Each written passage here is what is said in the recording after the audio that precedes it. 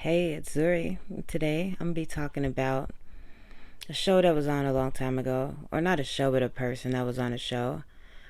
You know her as Holly Madison. She was You also know her as one of Hugh Hefner's girlfriends, and she was on the show Girls Next Door back in the mid 2000s to late 2000s.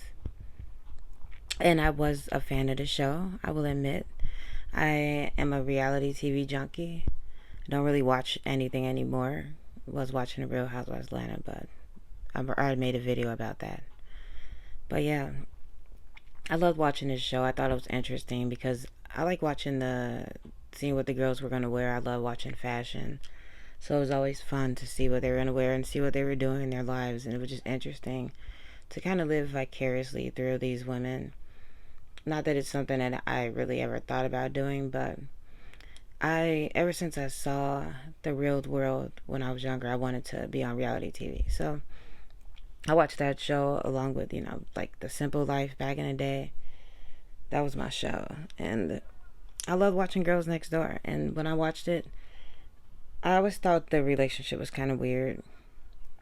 But they seemed to be happy with how everything was and their arrangement that they had. And so they seemed cool with it. And I know sometimes things aren't always what they seem, and people tend to hide and mask their true feelings at times to protect themselves and just to get through a situation. And that's what it seems like Holly was doing, because now she's come out with a lot of different, well, not now, I think about 7 years ago she came out with a book. And I just went down this rabbit hole, no pun intended, just watching like interviews of her talking about her experience at like the Playboy Mansion. I just finished watching a documentary on Bill Cosby, and I think that's probably why this was recommended to me.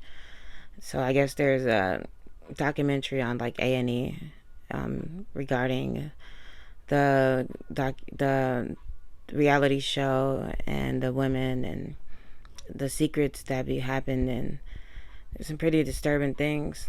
I must admit that I heard that happened behind closed doors of that mansion.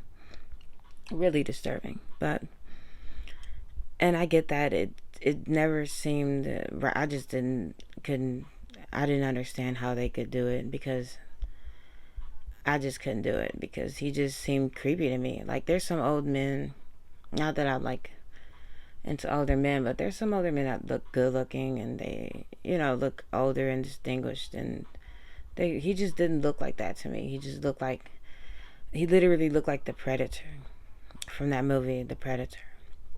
And I mean, I guess that's what he was. So I'm by no means defending this guy. He always came off like that, but at the same time, these women, they had to know what they were getting themselves into, and I know that's been said, and I'm probably beating a dead horse with it, but it seems to me that that's what Holly is doing. She's going around talking about her time there, and I understand it's probably like cathartic for her to get it out, and very therapeutic to talk about a traumatizing situation, but it's just like she's beating this dead horse over and over and just talking about how horrible and traumatizing it was. And I watch these different and I'm the kind of person that catches on to that. I pick things up when someone is like contradictive, and I saw her like in a few interviews, which I'm going to show, where she was kind of contradicting herself, and where she just she comes across like I wanted to believe her, and I believe that she's genuine about some of the things that she said, but I'm starting to wonder if she might be maybe exaggerating some things just because based on her own words and the way she's coming out trying to look like a victim, like, oh, I was taken advantage of. You were taking advantage of an elderly man. This man was in his 80s, okay, or his 70s, whatever he was. He was an elder. He was your elder, and probably not mentally all the way there, and you were taking advantage of him. You were gaslighting him. You were calling him puffin and honey and sweetheart and talking about you wanted to get married and have his kids and making him feel like that you care about him. And he was using you too for your assets, and he was using you all for, you were all using each other. But to just come off and make it seem like it was just this one way thing where you were just being taken advantage of so horribly, and you were held against your will and you just couldn't leave. And it just, like I said, some of the things you're saying, it just doesn't match up. And we will go through that as I play the videos that I'm going to play, that I've got just some clips from some interviews and from just some interviews that I've seen Holly doing. And let's start out with the first one. There's my disclaimer. Gave us so many opportunities, and it gave us value in heft size, because now we were like assets. So I felt like he treated me a lot better after he had a following, and after he saw that the audience was really invested in like his and my relationship, and fans would be like, oh, we want you guys to get married. And then he was like super into me. What a word you just used though, Holly. You said it made him see you as assets. Yeah. Which, if that someone's your partner, for them to see you as an asset, there's a darkness to that. You know, like for him to say, well, now you're valuable because you're making this show work for me. Mm-hmm. So where does your brain go with that, and how much do you think you're lover? And he wasn't, right? You just laughed. Yeah, I don't think that's why any of those girls were there. It was all about career furtherance, right? And yeah, definitely. Everybody saw it as, some kind of a great opportunity. So how were you able to basically get out of his clutches? And did you?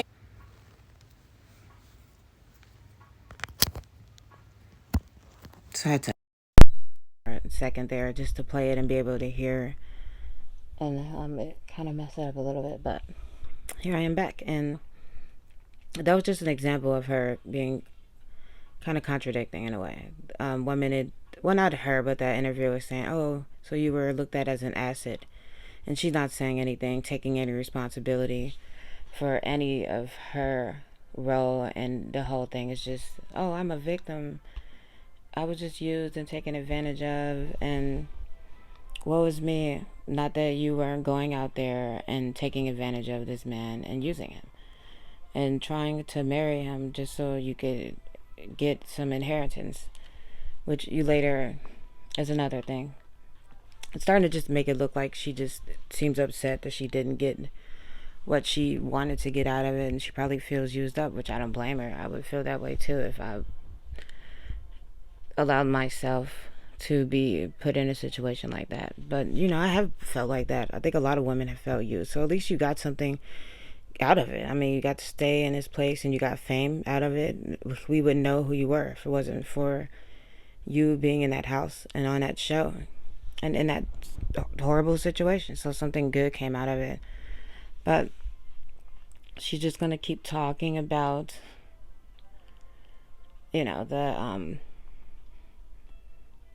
the whole victim. Oh, I was used, but here right there she says it was used as a stepping stone.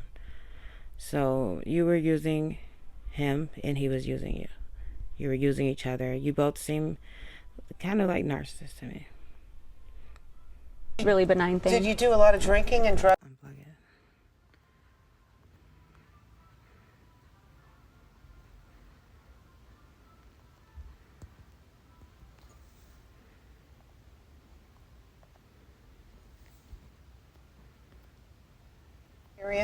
I didn't do drugs, but I did drink a lot anytime we went out, because I would get bored or, not feel good about myself, or not, I wasn't happy being around the other girls necessarily. right, club nights, Wednesday and Friday. That Ooh, was ooh, you're like, no, I thought I was actually passing test number 1. Yeah, so you're like, but now I'm gonna go hit the vodka super hard. Yeah, totally. And we always smoked weed when we got back to the house too. Okay. So it was like always wasted. Like I don't remember a time in that bedroom I wasn't wasted. Okay.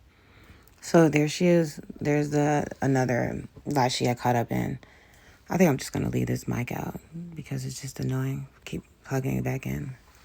So she says that she didn't do any drugs. I mean, some people might not classify weed as a drug. I know I smoke weed. Hey, I'm not ashamed of it. It's legal where I live. But it's still considered illegal in other countries. Look at what happened to Brittany Griner. And it's still considered Schedule A, or is it Schedule 1? I know I feel like I'm kind of high right now. Ironically enough, it's still in that class where it's federally illegal, and there's still people locked up for it.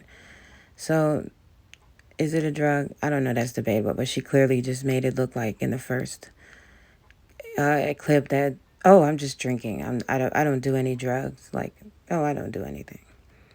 But I don't know. Maybe she just wanted to to clean her image up and to look a certain way. Who knows? I don't know why she just couldn't admit to smoking weed. I mean, even that back then, 10, 20 years ago, wasn't that big of a deal. You know, it's not like other things. Let's continue. Okay, that's helpful. Love it. So you get back and You find out they've been given out to everybody who was out with you. Like, I don't know if he just assumed that was okay because, oh, all these women want to be in the magazine so bad, so they must be okay with getting naked. So I'm going to take pictures while they're wasted and just hand those pictures out. Like, that's the kind of thing that can make you feel kind of stuck in a situation or over and lashing out at me so much and became. So she said that makes you feel stuck in a situation when he's passing out your photos. And she was making it seem like she was stuck in this, like in this house of horrors, mind you. Like, she was almost, to me, making it seem like those women that were in Cleveland that were being held against their will for like a decade when they were like chained in a basement and they couldn't leave and they were stuck. But here she was in his mansion where she got to pay $1,000 a week to bone this old dude for 2 minutes a week.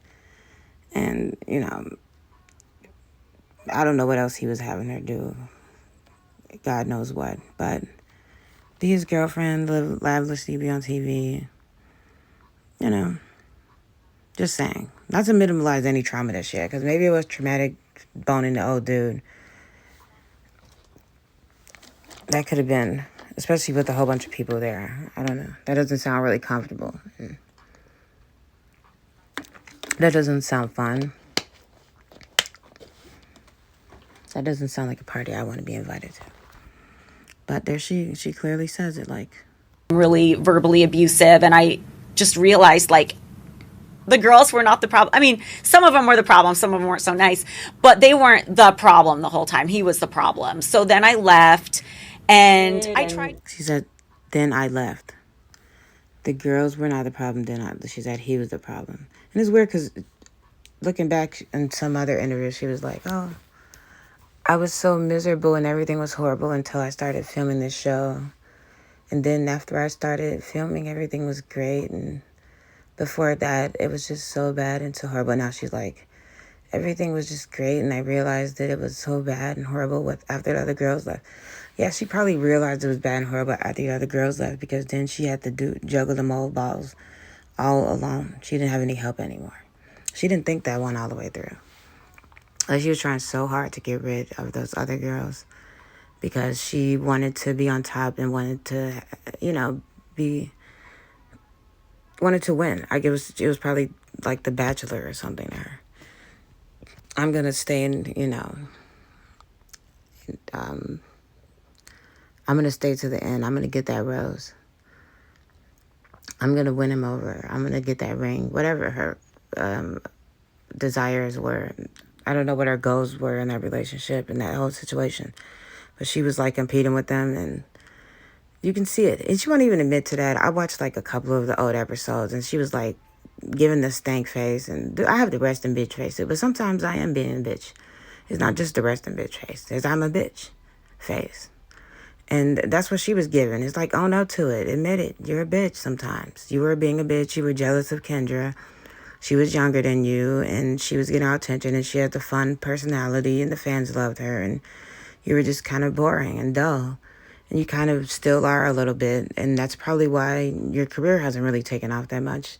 And holding on to this old stuff from the past is not really going to help. Like, I've seen Kendra, and for the most part, she looks like she's moved on with her life. Like, she's doing another show, something with real estate. Like, it's time to move on. I mean, I guess you're going to get something out of this because you had to juggle the mobile balls, and you're like, I didn't just do this in vain. I'm getting something. I didn't get any of the inheritance. I wasn't in the will, so I'm going to get something. And hey, I'm not mad to get that money, but it's just like, after a while, people are going to get tired of hearing this. I don't even think we were under any kind of contract at this time. We were just in this weird living situation where we felt, okay, we'll be out on our butts tomorrow if we do the wrong thing. And not just creepy that Hef thought that. She said we'll be out on our butts tomorrow if we did the wrong thing. So that made it look like you can get kicked out for doing just anything. So you weren't just like being held there where you couldn't leave because you said out of your mouth that he would just kick somebody out for just anything. If you were being too mushy or too smothering, that he would get upset. So why didn't you just do that? You were saying that he was holding the pictures against you, but then you just said you just left. Like, which one is it? For me. And the whole thing kind of came to a bizarre peak when I went into Hef's room to pack up the remainder of my things. And I found on my side of the bed a folder that he left out. And in his will, he left me $3 million. It was very clear to me that he left that out for me to see because he was hoping it would change my mind and get me to stay. But it just kind of disgusted me more than anything because all he can do is say, oh, here, I'm going to throw you some money to get you to stay. It just grossed me out. So, there she says, he left on the bed, not photos of you and your whatever acts of you being inebriated, doing God knows what. He had left you and he put you in the will. That's what he showed you when he's trying to get you to stay. Not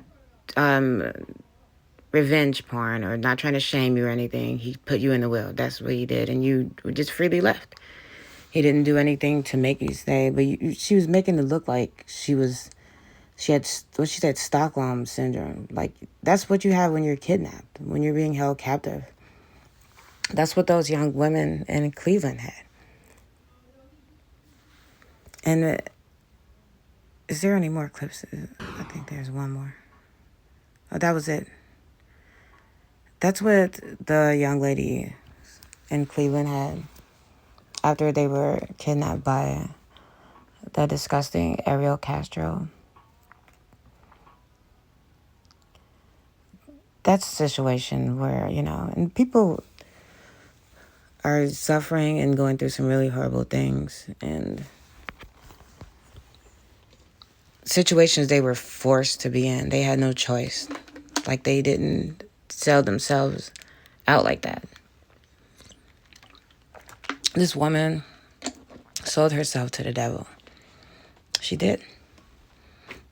She sold herself to the devil and doesn't want to take responsibility and admit it. There's Kendra. Kendra is moving on with her life. She's like, it is what it is. I knew what I was doing. Now this is what Holly's doing, trying to relive the glory days. Let me get on YouTube and try to get the YouTube money. And let me start a podcast and talk about Playboy and talk about, like, it'd be different if there was, like, some new information that she was revealing. But it's pretty much like the same thing. He was controlling. We had to be in at 9 o'clock. We had a curfew. Okay, we knew that. You had a curfew.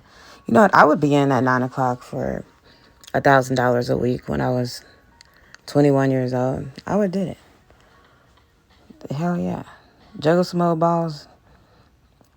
I don't know about that. That part would be hard. I would have to get something more than that, I guess. It's the oldest profession in the world, y'all. I'm not gonna knock that hustle, but girl, you knew what that was about, and now you're trying to act all brand new like you didn't know.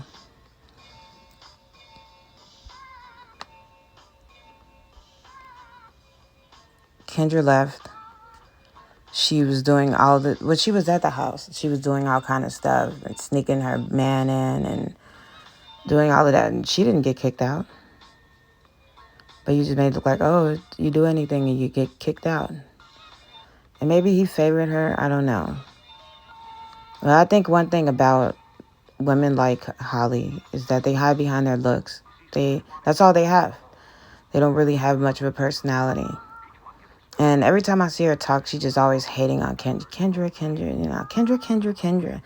Like, Marsha. Kendra has the personality, and that's what Holly's hating on.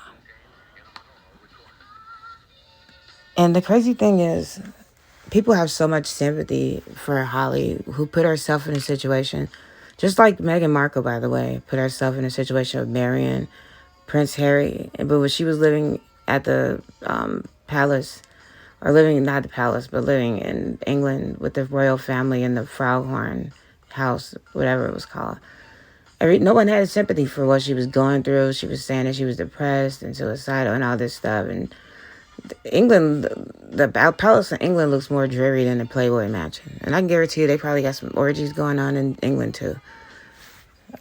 I'm just saying. Prince Andrew probably was in there with like some high schoolers, living it up.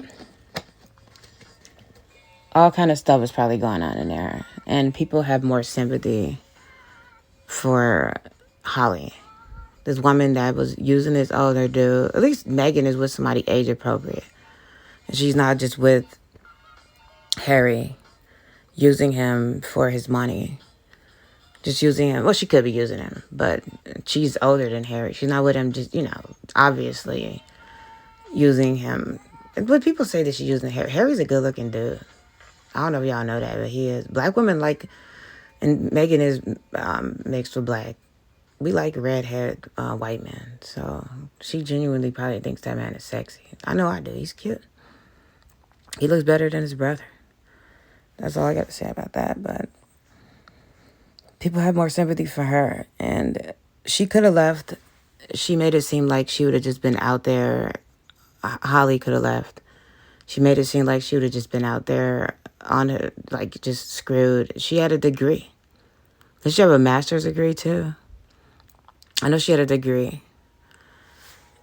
She had a degree in maybe theater or something, which you can't tell by looking at her background and her podcast. It looks kind of boring. You really need to liven that up. It looks just dreary and drab. And, it looks like you're at your grandmama's coffee table. Girl, get some theatrics in there. Use that theater degree. She could have waited tables. She would have probably made the same amount of money waiting tables, $1,000 a week. She probably made that juggling the dude balls. She could have stripped. But I guess she wanted to be famous. She wanted to be on TV, and she got that.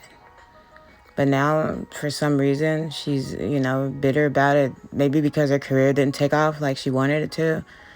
And like she thought it was. She probably thought she was going to be the next Paris Hilton. I always thought she was like a knockoff Paris Hilton in a way. She's a cute girl, don't get me wrong. But there's only one Paris Hilton. And a lot of women came after her that started having her whole look. She probably thought she was going to be the next Pamela Anderson. And I'm pretty sure she looks at women like Kim Kardashian like, I should have that, what she has. This woman has billions of dollars. And she's made this empire off of her tape and her thing with Ray J. Like, why couldn't I do that? Because she was smart about how she did it. And she had her mom. She has Chris. You should have got Chris to be your manager when you were younger. That would have been the smart move to make. If you would have got Chris, then you probably would have blew up. I'm just saying. That's what you want. That's what life you're about, is that fame and that spotlight and wanting to be on TV and all of that. And you could have been working on your craft, your acting craft that you went to school for, theater, instead of working on that old man. I know you were working on your con, and you were acting in that way because you were acting like you were happy. You were acting like you wanted to be there. You were acting like everything was good. And you were acting like Puffin was, your world, and you loved him, and he was your man, and everything was all good. And you wanted to marry him, even though you said it was a joke and whatever. You wanted to have a baby with him. You wanted that money. You wanted that life. And it didn't. This is what happens when gold digging goes wrong. You can be a gold digger and be successful and make something out of it. There's a lot of successful gold diggers out there that have made a name for themselves. And I would say Kim Kardashian is one of them. And she came up off of it. You have to be smart with your money. You have to make the right moves. And you can't have a shitty personality. Eventually people are going to find out what you are like underneath. You can be all fake and put on this whole smiley face and like you're just happy and a nice person, but eventually people are going to see past your whole facade.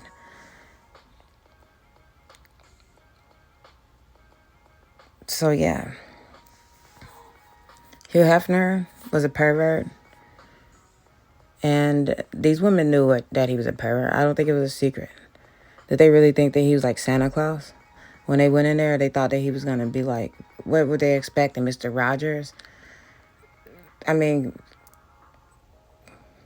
I'm not surprised by anything that I hear that happened at that place or anything, any type of details or news that comes out about that. But I'm just saying, this is what she needs to stop doing, is just pretending like you're just this victim, like you weren't trying to con a con artist.